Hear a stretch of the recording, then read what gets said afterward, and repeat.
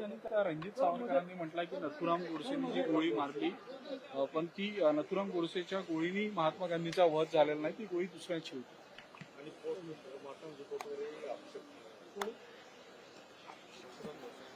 मला याची काही कल्पना नाही, त्यामुळे कोण काय बोललं हेच मला माहित नाही. जे मी ऐकलं नाही ते मला विचारू नका. दुसरं काय असेल तर छगन भुजबळ यांनी भूमिका घेतलेली आहे की वेळ पडल्यास मला पक्षातून बाहेर काढा, पण मी माझा लढा सुरूच ठेवेल, कारण की कुठेतरी त्यांचा पक्षातूनही त्यांना विरोध होऊ लागलेला आहे.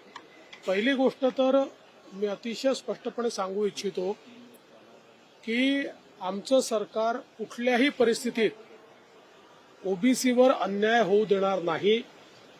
स्वतः मुख्यमंत्र्यांना देखील हे स्पष्टपणे अतिशय माहिती आहे की ओबीसी समाजाचं संरक्षण आपल्याला करावंच लागेल. त्यामुळे त्यांची ही भूमिका ही तशाच प्रकारची आहे.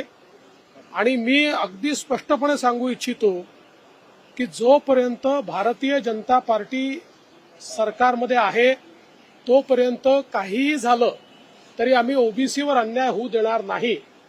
उद्या जर अशी वेळ आली की आम्हाला ओबीसीला संरक्षण देता येत नाही, मी स्वतः जाऊन माझ्या वरिष्ठांशी बोलेन. पण काही झालं तरी ओबीसींना या ठिकाणी त्यांच्यावर अन्याय होणार नाही, ही भारतीय जनता पक्षाची आमची भूमिका आहे. आणि भुजबळ साहेबांना देखील माझं सांगणं आहे, मी त्यांच्याशी स्वतः चर्चा करणार आहे. जे काही त्यांचे आक्षेप असतील त्यांनी निश्चित सांगावे.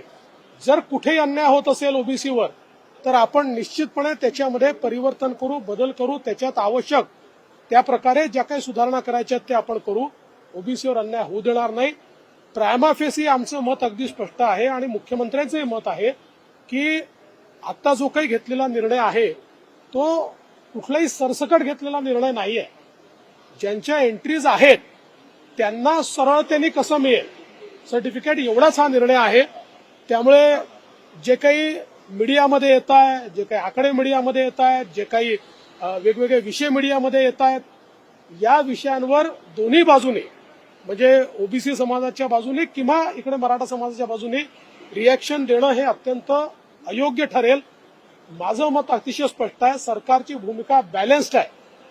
सरकार कुठल्याही परिस्थितीत ओबीसी समाजावर अन्याय होऊ देणार नाही. आणि मराठा समाजाच्या आरक्षणाच्या संदर्भात आम्ही प्रोसेस सुरू केलेली आहे. त्यामुळे जे काही कायदेशीर प्रोसेस करून मराठा समाजाला आरक्षण द्यायचं आहे त्या संदर्भात राज्य मागासवर्ग आयोग पूर्ण कारवाई करत आहे. अशा परिस्थितीमध्ये यावर मला असं वाटतं की सगळ्यांनीच संयम बाळगला पाहिजे.